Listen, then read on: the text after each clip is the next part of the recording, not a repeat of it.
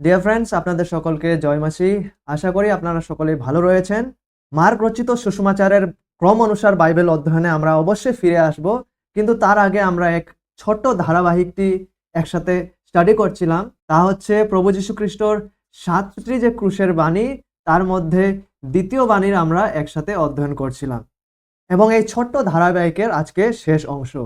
এবং প্রভু যীশু খ্রিস্টের ক্রুশের 7টি বাণীর মধ্যে এই দ্বিতীয় বাণী যেটা রয়েছে তা হচ্ছে প্রভু যীশু খ্রিস্টের উদ্ধারের বাণী, দ্য ওয়ার্ড অফ সালভেশন, যে সত্যটিকে আমরা লুক লিখিত সুসমাচার অধ্যায় 23 পদ 38 থেকে নিয়ে 43-এ দেখতে পাই। আসো এই পদগুলিকে পড়ি। লুক লিখিত সুসমাচার অধ্যায় 23 পদ 38 থেকে নিয়ে 43 লেখা রয়েছে, আর তাহার ঊর্ধ্বে এই অধিলিপি ছিল, এ ব্যক্তি জিহুদীদের রাজা। আর যে দুই দুষ্কর্মকারীকে ক্রুশে টাঙ্গানো গিয়াছিল, তাহাদের মধ্যে একজন তাহাকে নিন্দা করিয়া বলিতে লাগিল, তুমি নাকি সে খ্রিস্ট? আপনাকে ও আমাদিগকে রক্ষা করো।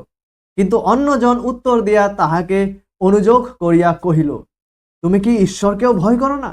তুমি তো একই দণ্ড পাইতেছ, আর আমরা ন্যায়সঙ্গত দণ্ড পাইতেছি, কারণ যাহা যাহা করিয়াছি তাহারই সমুচিত ফল পাইতেছি। কিন্তু ইনি প্রভু যীশু খ্রিস্ট অপকার্য কিছুই করেন নাই। পরে সে কহিল, এই অনুতপ্ত চোর প্রভু যীশু খ্রিস্টকে কহিল, যীশু, আপনি যখন আপনার রাজ্যে আসিবেন তখন আমাকে স্মরণ করিবেন।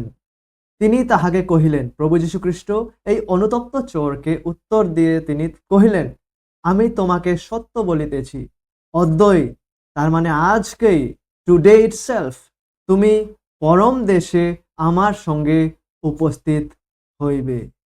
এবং এই অংশে অনেকগুলো শেখার বিষয় থেকে আমরা 4টি গুরুত্বপূর্ণ বিষয়টিকে শেখা শুরু করেছিলাম। এবং সে 4টি বিষয়গুলি কি কি ছিল? প্রথমত, এখানে আমরা সত্য হৃদয় পরিবর্তনের মানে এবং উদাহরণটিকে এখানে আমরা দেখতে পাই, এবং এই বিষয়ে আমরা অলরেডি বিগতবার দেখে ফেলেছি। তারপর দ্বিতীয়ত, এখানে আমরা ঈশ্বর পবিত্র আত্মনের প্রদান করা প্রকাশের সত্যটিকেও দেখতে পাই, যে যখন ঈশ্বর পবিত্র আত্মা কোনো মানুষকে এই প্রকাশটি প্রদান করেন, তখন সে মানুষের জীবনে কিরকম পরিবর্তন নেমে আসে, সেই সত্যটিকেও আমরা গেলবার অলরেডি দেখে ফেলেছি। তো প্রথম এই দুই বিষয়টিকে আমরা অলরেডি দেখে ফেলেছি, এবং আজকে আমরা বাকি দুটো বিষয়টিকে দেখতে যাচ্ছি। এবং এই অংশের থেকে সে বাকি দু বিষয় যেটাকে আমরা আজ দেখতে যাচ্ছি, তা হচ্ছে এখানে আমরা প্রভু যীশু খ্রিস্টর পরিত্রাণ প্রদান করার ইচ্ছা এবং ক্ষমতাকে দেখতে পাই। এবং সাথে সাথে আমাদের চতুর্থ বিষয়, আমরা এখানে যে ব্যক্তিরা প্রভু যীশু খ্রিস্টকে বিশ্বাস করে মারা যায়, তাদের জীবনে আসা পরিণতিকে দেখতে পাই, যে কি পরিণাম তাদের জীবনে ঘটে। তো এই অংশটিকে স্টাডি করার সময় আমরা কি কি বিষয় দেখতে পাই, আশা করি এই বিষয়গুলি আমাদের মনে রাখতে সুবিধা হবে। প্রথমত, এখানে আমরা সত্য হৃদয় পরিবর্তনের মানে এবং উদাহরণকে দেখতে পাই। এখানে আমরা ঈশ্বর পবিত্র আত্মার দ্বারা প্রদান করা প্রকাশের সত্যকে দেখতে পাই, এবং এই উভয় দুই বিষয়ে আমরা বিগতবার দেখে ফেলেছি। এবং আজ আমরা এখান থেকে তৃতীয় এবং চতুর্থ গুরুত্বপূর্ণ বিষয়গুলিকে দেখতে যাচ্ছি, এবং তা হচ্ছে এখানে আমরা প্রভু যীশু খ্রিস্টর পরিত্রাণ প্রদান করার ইচ্ছা এবং ক্ষমতাকে দেখতে পাই, এবং সাথে সাথে এখানে আমরা যে ব্যক্তিরা প্রভু যীশু খ্রিস্টকে বিশ্বাস করে মারা যায়, তাদের জীবনে কি ঘটে, কি পরিণতি আসে, সে পরিণামকেও আমরা এখানে দেখতে পাই। তো আসো আজকে আমরা তৃতীয় এবং চতুর্থ বিষয়টিকে দেখা আরম্ভ করি। শুরু করব এই তৃতীয় বিষয় থেকে, যে এখানে আমরা প্রভু যীশু খ্রিস্টর পরিত্রাণ প্রদান করার ইচ্ছা এবং ক্ষমতাকে দেখতে পাই। এখানে যখন সে অনুতপ্ত চোর প্রার্থনা করে, বিনতি করে প্রভু যীশু খ্রিস্টকে বলছিলেন, যীশু, আপনি যখন আপনার রাজ্যে আসিবেন তখন আমাকে স্মরণ করিবেন, তো এই চোরের বিনতি শুনতে প্রভু যীশু খ্রিস্টর দেরি হয় নাই। প্রভু যীশু খ্রিস্ট চাইলে এই চোরটিকে বলতে পারতো যে তুই যা কিছু করেছিস সেটারই পরিণাম আজকে তুই ভুগছিস, কেননা তুই এক দুষ্কর্মী, এবং যেহেতু তুই এক দুষ্কর্মকারী, যেহেতু তুই এক পাপী এবং জঘন্য ব্যক্তি, অতএব তুই এই মৃত্যু পাওয়ার যোগ্য। এবং প্রভু যীশু খ্রিস্ট চাইলে তিনি এটাও বলতে পারতেন যে তুই আমার কাছে আসাতে অনেক দেরি করে ফেলেছিস, তোর এর আগে আসা উচিত ছিল, কিন্তু প্রভু যীশু খ্রিস্ট তাহা বলেন নাই। কেননা প্রভু যীশু খ্রিস্ট যোহন অধ্যায় 6 তিনি প্রতিজ্ঞা করেছেন যে যে কোনো ব্যক্তি যারা তাহার কাছে এই রূপে আসবেন তিনি কখনো তাদেরকে তাড়াবেন না। এবং সেটার প্রমাণ আমরা এখানে দেখতে পাচ্ছি যে প্রভু এই ব্যক্তিকে তাড়াচ্ছে না। আজকের এই দিনে, এই মুহূর্তে যখন লোকেরা প্রভুর নিন্দা করছিল, যখন যাজকেরা প্রভুর নিন্দা করছিল, যখন সৈনিকেরা প্রভুর নিন্দা করছিল, প্রভুর মনোযোগ সে সকল ব্যক্তিদের দিকে যায় নাই। অতএব সে সকল ব্যক্তিদের নিন্দার প্রতি উত্তরে প্রভু যীশু খ্রিস্ট কোনো প্রতিক্রিয়া দেয় নাই। কিন্তু যখন এই অনুতপ্ত পাপী, যে প্রভু যীশু খ্রিস্টর ক্রুশের পাশে ক্রুশিরোপিত হয়ে মারা যাচ্ছিল, সে অনুতপ্ত পাপী যখন প্রভু যীশু খ্রিস্টর সম্মুখে অনুরোধ করল, প্রভু যীশু এই অনুতপ্ত চোরের অনুরোধ এবং বিনতির দিকে আপন কান পাতিল, তার মনোযোগ তিনি দিলেন। একটু এই মুহূর্তের বিষয়ে ভাবেন, যখন প্রভু যীশু খ্রিস্ট এখানে ক্রুশিরোপিত হচ্ছিলেন, তিনি অন্ধকারের শক্তির বিরুদ্ধে লড়াই করছিলেন এবং প্রভু যীশু খ্রিস্ট তার নিজ লোকেদের পাপের ভার তিনি বহন করছিলেন। প্রত্যেক বিশ্বাসী যারা আদি থেকে রয়েছেন এবং প্রভু যীশু খ্রিস্টের দ্বিতীয় আগমন অবধি যে বিশ্বাসীরা রয়েছে, যারা প্রভুতে বিশ্বাস করতে যাচ্ছেন, সে সকল ব্যক্তিদের জীবনে ঈশ্বরের যে ন্যায় আসতে যাচ্ছিল, তারা যে অনন্তকালের জন্য নরকে যে দণ্ডটা উপভোগ করতে যাচ্ছিল, সে সমস্ত ব্যক্তির সে অনন্ত দণ্ডটিকে প্রভু যীশু খ্রিস্ট ক্ষণিক সময়ের মধ্যে ক্রুশিরোপিত হওয়ার সময় তিনি আপন কাঁধে তুলে নিয়েছিলেন। সকল বিশ্বাসীদের ভয়াবহ পাপের ভার তিনি বহন করছিলেন। এবং আমরা ভাবতে পারি যে এমন এক সময়ে প্রভু যীশু খ্রিস্ট কোনো নির্দিষ্ট ব্যক্তির দ্বারা করা ব্যক্তিগত অনুরোধের দিকে ধ্যান দিবেন না, কিন্তু একজন অনুতপ্ত পাপী কখনোই এমন সময়ে খ্রিস্টের কাছে আসতে পারে না যখন খ্রিস্ট সে ব্যক্তিকে গ্রহণ করে না, বরং খ্রিস্ট তেমন ব্যক্তিদেরকে শান্তির দ্বারা উত্তর প্রদান করেন, এবং সেটাও কোনো বিলম্বর ছাড়া। এবং যখন প্রভু যীশু খ্রিস্ট এখানে এই অনুতপ্ত চোরকে উদ্ধার প্রদান করছেন, এটা আমাদেরকে এই দেখায় যে প্রভু যীশু খ্রিস্টর কাছে নাই কেবল উদ্ধার প্রদান করার ইচ্ছা রয়েছে, বরং তার কাছে উদ্ধার প্রদান করার ক্ষমতাও রয়েছে। কেননা প্রভু যীশু খ্রিস্ট কোনো দুর্বল উদ্ধারকর্তা নন।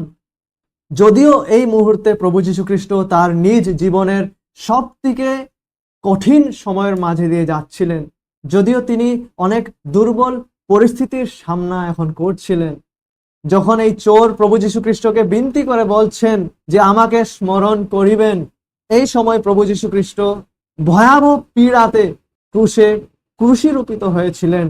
এবং যদিও তিনি তার জীবনের সবথেকে পীড়াদায়ক স্থিতিতে উপস্থিত ছিলেন, তথাপি এমন এক দুর্বল অবস্থাতেও তার কাছে ক্ষমতা ছিল পরিত্রাণ প্রদান করার। তার কাছে ক্ষমতা ছিল যে তিনি আত্মাগণকে মৃত্যুর হাত থেকে উদ্ধার প্রদান করে স্বর্গের দ্বার তাদের জন্য খুলে দেওয়ার। তাই আমরা যেন কখনো প্রভু যীশু খ্রিস্টর পরিত্রাণ প্রদান করার অসীম ক্ষমতা ও ইচ্ছাকে যেন সন্দেহ না করি।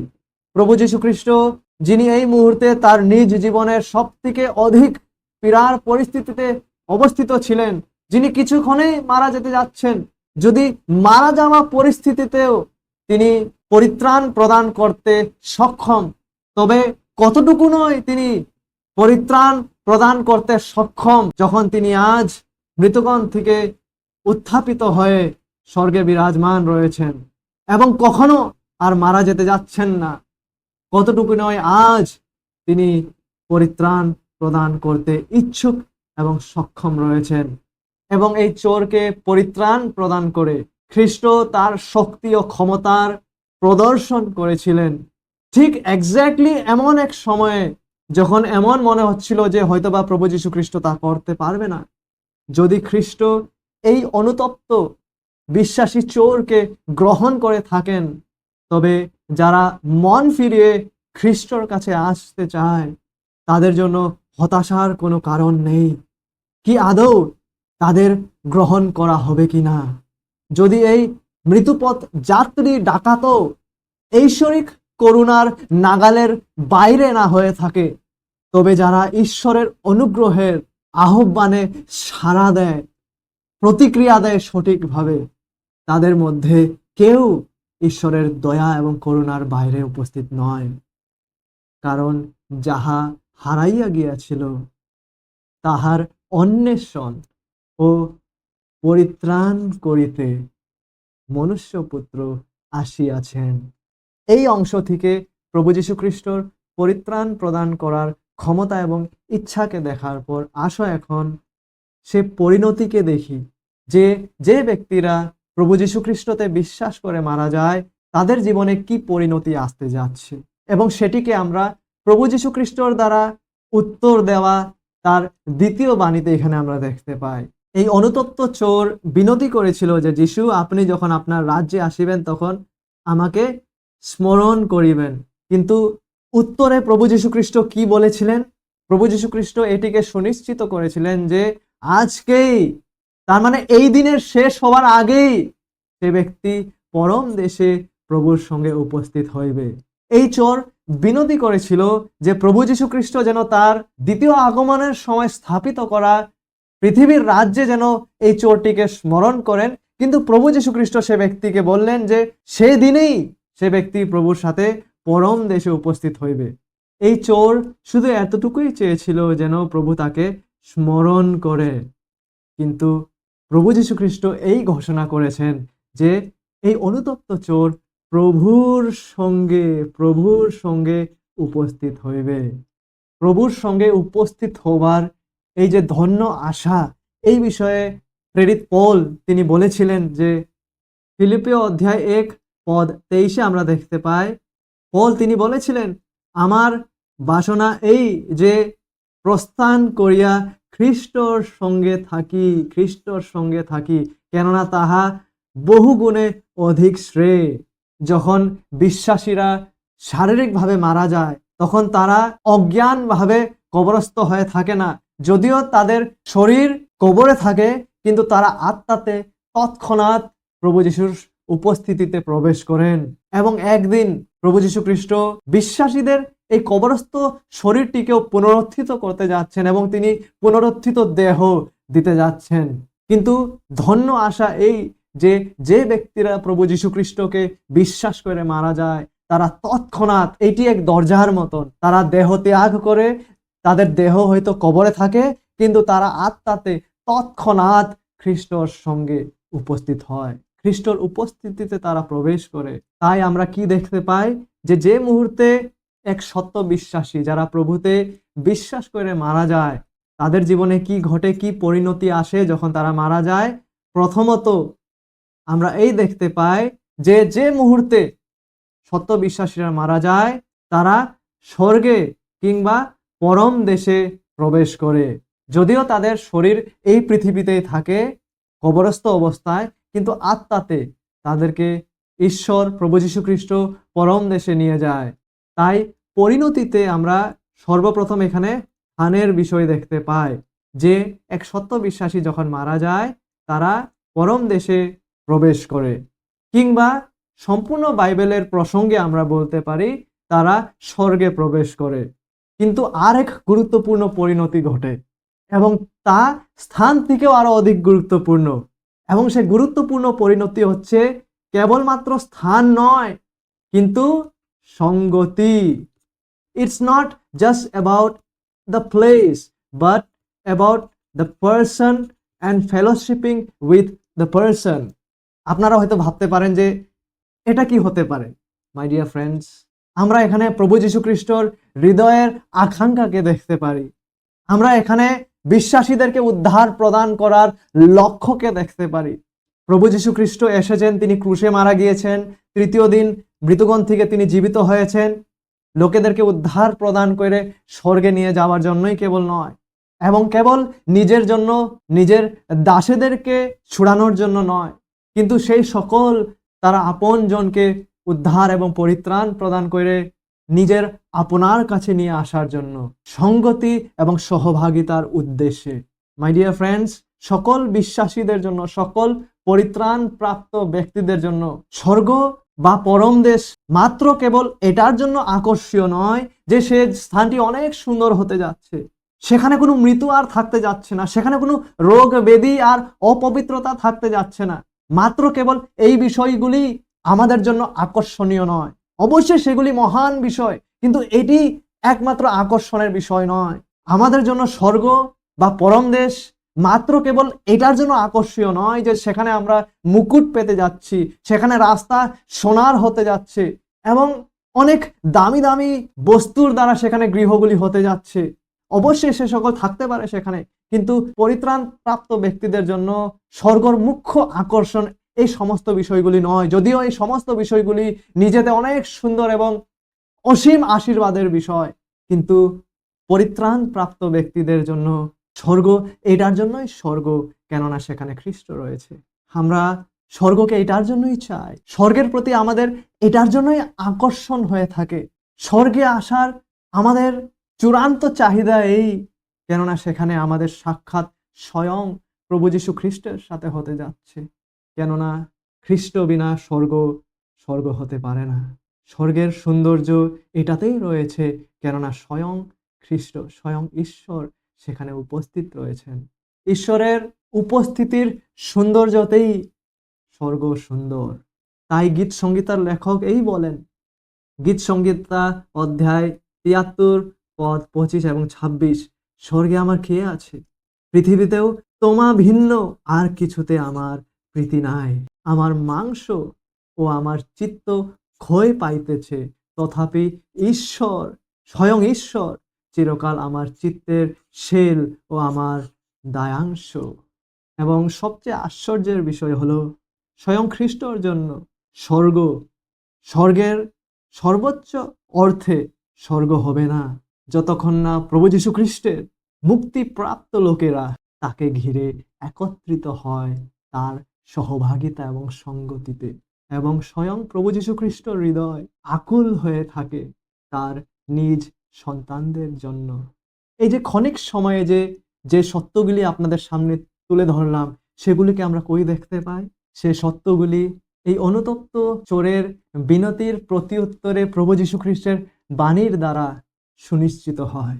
যখন এই অনুতপ্ত চোর প্রভুকে বলেন, আমাকে স্মরণ করিবেন, তখন প্রভু যীশু খ্রিস্টর প্রতি উত্তর কি ছিল সেটির দিকে একটু মনোযোগ দিই। প্রভু যীশু এই বলেন নাই যে অদ্যই তুমি পরম দেশে উপস্থিত হইবে, বরং প্রভু যীশু খ্রিস্ট বলেছেন, অদ্যই তুমি পরম দেশে আমার সঙ্গে আমার সঙ্গে আমার সঙ্গে উপস্থিত হইবে। যদি প্রভু মাত্র কেবল এইটাই বলতো যে অদ্যই তুমি পরম দেশে উপস্থিত হইবে, তাও যথেষ্ট ছিল এই চোরের জন্য, তাও যে কোনো অনুতপ্ত ব্যক্তির জন্য যথেষ্ট। কিন্তু প্রভুর হৃদয়ে তার নিজ লোকেদের জন্য সঙ্গতি এবং সহভাগিতার একটি প্রীতি এবং চাহিদা রয়েছে, যেটির উপর প্রভু যীশু খ্রিস্টর হৃদয় আনন্দিত ছিল। তা হলো এই সত্য যে সেই দিনেই তার অমূল্য রক্তের দ্বারা পরিত্রাণ প্রাপ্ত একটি আত্মা তার সঙ্গে স্বর্গে থাকতে যাচ্ছে। এবং আমরা আরেকবার এটাই বলতে চাইব, এটাই হচ্ছে অনুগ্রহের চূড়ান্ত প্রকাশ এবং খ্রিস্টীয় আশীর্বাদের সারমর্ম। এখানে আমরা উদ্ধারপ্রাপ্ত ব্যক্তিদের জীবনের পরিণতিকে দেখতে পাই, যে যে মুহূর্তে তারা মারা যায় তৎক্ষণাৎ তারা স্বর্গে অর্থাৎ পরম দেশে প্রবেশ করে, এবং সাথে সাথে এখানে নাই কেবল হানকে আমরা দেখতে পাই, বরং এখানে সঙ্গতি এবং সহভাগিতার বাস্তবিকতাকে আমরা দেখতে পাই, যে তারা সেখানে প্রভুর সঙ্গে প্রভুর সঙ্গতি এবং সহভাগিতাতে উপস্থিত থাকবে। কেননা প্রভু এটাই চান, প্রভু এই করাতেই তিনি আনন্দিত। এন্ড মাই ডিয়ার ফ্রেন্ড, কাউকে উদ্ধার প্রদান করা এটাই হচ্ছে চূড়ান্ত লক্ষ্য। খ্রিস্ট এই জন্যই মারা গেছেন, এবং পিতর এই বিষয়টিকেই তুলে ধরেন। প্রথম পিতর অধ্যায় ৩ পদ ১৮-তে পিতর বলেন, কারণ খ্রিস্ট একবার পাপ সমূহের জন্য দুঃখ ভোগ করিয়াছিলেন, তিনি মারা গিয়েছিলেন। সেই ধার্মিক ব্যক্তি, যিশু ধার্মিক ব্যক্তি, তিনি অধার্মিকদের নিমিত্তে তিনি দুঃখ ভোগ করেছিলেন, তিনি মারা গিয়েছিলেন। কেন? যেন আমাদিগকে ঈশ্বরের নিকটে লইয়া যান, যেন আমাদিগকে ঈশ্বরের নিকটে লইয়া যান। কাউকে উদ্ধার প্রদান করার এটি হচ্ছে চূড়ান্ত লক্ষ্য। এটার জন্যই প্রভু যীশু খ্রিস্ট এই পৃথিবীতে এসেছেন। তিনি মারা গিয়েছেন। এটার জন্যই তিনি উদ্ধার প্রদান করেন। এটার জন্যই তিনি দুঃখ ভোগ করেছিলেন। এটার জন্যই তিনি ধার্মিক, যিনি অধার্মিকদের জন্য মারা গেছেন, যেন তিনি আমাদিগকে ঈশ্বরের নিকটে লইয়া যান। অদ্বৈ তুমি পরম দেশে আমার সঙ্গে, প্রভু বলেন, উপস্থিত হইবে।